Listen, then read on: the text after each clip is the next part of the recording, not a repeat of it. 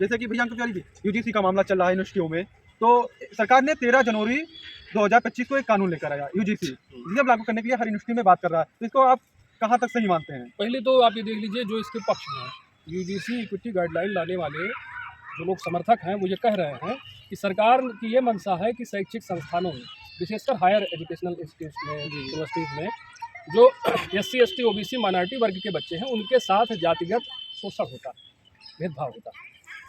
तो उसको रोकने के लिए ये गाइडलाइन लेके आए हैं। एक कमेटी बनती रहेगी, प्रॉपर मॉनिटरिंग होती रहेगी। अगर ऐसा कोई केस आता है तो एक ग्रीवेंस रिड्रेसल मैकेनिज्म होगा जो इसको एड्रेस करेगा और मजबूती से इस पर काम होगा। जो इसके विरोध में हैं वो कह रहे हैं, जैसे विरोध में मैं भी जी जी। और क्यों हूँ विरोध में, विरोध किस जगह में? मैं बता रहा हूँ, बात कह रहा हूँ। मैं विरोध में इसलिए हूँ, मैं और आप एक यूनिवर्सिटी चला रहे हैं। जी जी। यूनिवर्सिटी में अगर छात्र हर जात हर पंथ संप्रदाय के बच्चे वहाँ पढ़ेंगे तो विद्या का मंदिर है, वहाँ तो आप जात देख करके पढ़ाएंगे तो क्लास कितनी अलग करनी पड़ेगी आप। जाति तो नहीं भूल जाएगी। वहाँ जात नहीं, वहाँ जात न पूछो साधु की, पूछ लीजिए ज्ञान, और मोल करो तलवार का, पड़ा रहन दो ज्ञान। विद्या के मंदिर में ज्ञान की प्रतिष्ठा होती है, जाति की प्रतिष्ठा नहीं होती है। व्यक्ति के कर्म पूजनीय होते हैं, व्यक्ति पूजनीय नहीं होते। तो वहाँ पर जो हमारा विरोध का काम है वो हम आप यूनिवर्सिटी चला रहे हैं, तो यूनिवर्सिटी कैंपस में अगर किसी के साथ कोई भेदभाव दुर्भाव होता है तो उसके लिए जिम्मेदार कौन है? यूनिवर्सिटी का वहाँ का प्रशासन। जब ऑलरेडी आप गाइडलाइन से इन चीज़ों को कर सकते हैं, मैं भी विद्यालय संचालन कर रहा हूँ, वहाँ कोई भी गलत गतिविधियाँ होंगी तो उसका जिम्मेदार कौन होगा? घर का बड़ा घर वालों की गलतियों का जिम्मेदार होता है। जी जी। वहाँ आपको इस बात को एक्सेप्ट करना पड़ेगा। फिर विरोध का मेरे जो आधार ये है कि हर जगह राजनीति को मत घुसाइए। तो आपको लग रहा है इसमें राजनीति घुस रही है? निश्चित घुस रही है।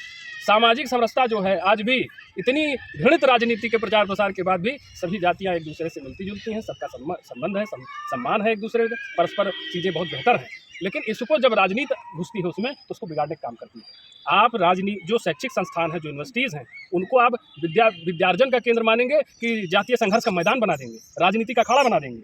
इस पर विचार करना पड़ेगा। एक बात इसी पर याद आई भैया कि एक समय था जब जो भारतीय संविधान की मसौदा तैयार किया, मसौदा समिति के अध्यक्ष doctor B are Ambedkar ji, कहा यह जाता है कि उनको जिस दिन कोई नहीं आता था, पानी पीने को नहीं मिलता था और ऐसी व्यवस्था में कि उनको बाहर बैठाया जाता था।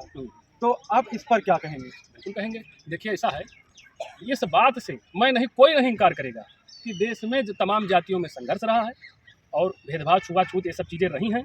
लेकिन जब संविधान बन गया, आज अनटचेबिलिटी एक क्राइम है जी, छुआछूत एक क्राइम है कि नहीं? जी। आर्टिकल 70 क्राइम है।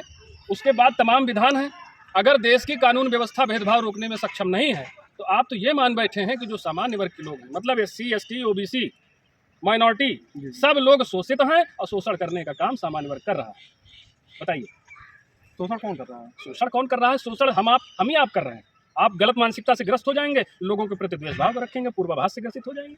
और आप सुशिक्षित व्यक्ति हैं तो आप ये मानेंगे कि केवल एक जाति एक पंथ का विकास देश का विकास नहीं माना जाता है। देश का एकांगी विकास कभी देश को आगे नहीं ले जा सकता। जब सभी वर्गों की भूमिका होगी, सब लोग आगे बढ़ेंगे, तब देश का चौमुखी विकास। तो आप मान रहे हैं अगर यूजीसी गाइडलाइंस लागू होती है यूनिवर्सिटियों में तो बच्चों में भेदभाव और तमाम जैसे झड़प या कुछ ऐसी प्रक्रिया जिससे बच्चों में एक अलग उनका माइंडसेट मैं ये बता दूं अभिषेक भैया, ये बता दूं कि विद्या के मंदिर का राजनीतिकरण ना हो। जैसे इन्होंने नीट कट ऑफ का मामला हम लोगों ने उठाया था, नीट कट ऑफ आप माइनस नंबर जिसका एकेडमिक कॉम्पिटेंस 0 है, जब इसी तरह MD और MS बनेंगे तो मुझे लगता है सरकार को जनसंख्या नियंत्रण कानून लाने की जरूरत नहीं पड़ेगी। ये जितने अस्पताल हैं ये अपने आप कब्रिस्तान बन जाएंगे और सबको निपटाने का केंद्र बन जाएगा। जनसंख्या नियंत्रण लाने की जरूरत नहीं पड़ेगी जब ऐसे लोग डॉक्टर बनेंगे। सरकार ये भी बात उसमें मतलब दर्शा रही है कि जो फर्जी डिग्री और फर्जी एडमिशन कराकर बेहतर की डिग्रियाँ बांटते हैं लोग, फर्जी डॉक्टर वगैरह बन जाते हैं। उस पर ये भी आरोप लगता है कि लोग धन बल पैसे वाले जो लोग हैं वो फर्जी डिग्रियाँ प्राप्त करते हैं। तो ये बताइए, अगर कोई कानून बना है और उसका मौजूदा प्राविधान चीज़ों को रोकने के लिए में सशक्त है, लेकिन क्या हो रहा है, इम्प्लीमेंटेशन कमजोर है। कानून का, नियमों का इम्प्लीमेंटेशन, कानून प्रवर्तन कमजोर है, तो आप क्या करेंगे? नया कानून बना देंगे। अरे जो मौजूदा कानून उनको सख्ती से पालन करिए। जब SC ST एक्ट की बात होती है तो जो उसका विरोध करते हैं क्या कहते हैं? भैया विशेष कानून क्यों बना के रखा है? आपके पास जो मौजूदा प्रावधान है, हम आपसे भेदभाव करते हैं, हम आपका शोषण करते हैं, तो क्यों नहीं कानून व्यवस्था सामने आती है रोकने के लिए? आपके पास उपचार नहीं है क्या? फिर ये कौन सी बात हुई कि आप गिरफ्तारी आरोप लगाएंगे, गिरफ्तारी हो जाएगी? एक मामला आया था 17 जनवरी 2016 में, जो रोहित गांगुड़े साहब से वो PhD कर रहे थे। रोहित बेमला जो थे वो PhD कर रहे थे, PhD के छात्र थे, और उन्होंने यह आरोप लगाया कि मैं जन्म से ही जाति संघर्ष कर रहा हूँ। हाँ, तो ऐसी समस्याओं को झेलते हुए उन्होंने सुसाइड किया, और इस पर आप क्या कहेंगे? देखिए, किसी 2-4 घटनाओं को आप निकाल रहे हैं रोहित बेमला का, तो मैं सामान्य वर्ग से तमाम उदाहरण दूंगा जिनके साथ संवैधानिक भेदभाव हुआ, नीतिगत भेदभाव हुआ और वो फांसी पर लटक गई। वो प्रकरण कौन उठाएगा? एक घटना से सामान्यीकरण मत करिए, आप सबको जनरलाइज नहीं कर सकते। भेदभाव हुआ है और जी। केवल आपके देश में नहीं हुआ। जी, जी। चलिए अमेरिका पहुंचिए, चाइना पहुंचिए, इतिहास देखिए। मानव सभ्यता का जब विकास हुआ तो हम सभी वर्गों में बटे जी। बिना वर्गीकरण के। और फिर देख लीजिए, आप मुझे ये भी बता दीजिए कि क्या क्या असमानता ना हो समाज में? असमानता को प्रोत्साहन नहीं दिया जाना चाहिए। अवसरों की समानता सबके लिए होनी चाहिए, लेकिन प्रकृति में सब कुछ समान नहीं, और असमानता ही समाज को संचालित करती है। अब मेरे इस बयान को इस तरह तोड़ मोड़ करना प्रस्तुत किया जाए जिसमें कहा जाए कि मैं असमानता को प्रेरित कर रहा हूँ। ये बताइए भैया, आपको यूजीसी पर भरोसा क्यों नहीं है? यूजीसी यूनिवर्सिटी ग्रांट कमीशन पर भरोसा है, लेकिन जब वो राजनीतिक एजेंडे के तहत काम करेगी तो मुझे भरोसा नहीं है। मैं विद्यालय चला रहा हूँ और विद्यालय में मैं एक गाइडलाइन जारी कर दूँ कि सामान्य वर्ग के जो बच्चे आते हैं वो शोषण करते हैं अन्य बच्चों का। तो जब वो शोषण करते हैं तुम क्या करते हो? तो उसमें इसलिए बैठे हो। प्रशासन क्या करती है? यूनिवर्सिटी प्रशासन क्या करती है? वही तो मैं पूछ रहा हूँ भाई साहब, क्या मौजूदा प्रावधान, पहले के रूल्स एंड रेगुलेशंस कैसे किसी छात्र की हिम्मत पड़ जा रही है उस परिसर में भेदभाव करने की? आप हमें बताइए। किसी भी वर्ग का व्यक्ति शोषित होगा, परेशान किया जाएगा, हम उसकी आवाज़ बनेंगे। तो मतलब अनुशासन नहीं है क्या कॉलेज में?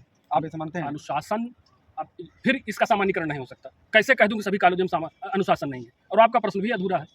नहीं, एक लाइन में यह पूछना कि सभी यूनिवर्सिटीज़ में अनुशासन नहीं है, कैसे कह दें इस बात को? और लेकिन अगर ये घटनाएं हो रही हैं तो यूनिवर्सिटीज़ को, शैक्षिक संस्थानों को विचार करना होगा कि कहीं न कहीं उनसे चूक हो रही है। तो सरकार इस बिल को वापस लेगी या लागू करेगी? हम इसके पक्षधर नहीं हैं। पहली बात, मैं इस बिल के विरोध में हूँ। ज्ञान के मंदिर का राजनीतिकरण मत करें। कुछ संशोधन किया जाए बिल में? कोई संशोधन की जरूरत नहीं है। जातिगत कोई व्यवस्था नहीं होनी चाहिए। यही मैं SC/ST एक्ट के लिए कहता हूँ, यही मैं यूजीसी इक्विटी रेगुलेशन के लिए कहता हूँ। और कर्नाटक की कांग्रेस सरकार जो रोहित वेमुला बिल लेकर के आ रही है, इसको भी मैं यही कर रहा हूँ कि आपने अब जिस तरह स्वास्थ्य सेवाओं के लिए आपने बेहतर नींव लागू कर दी, बेहतर व्यवस्था दे दी कि माइनस वाला भी MD/MS बनेगा।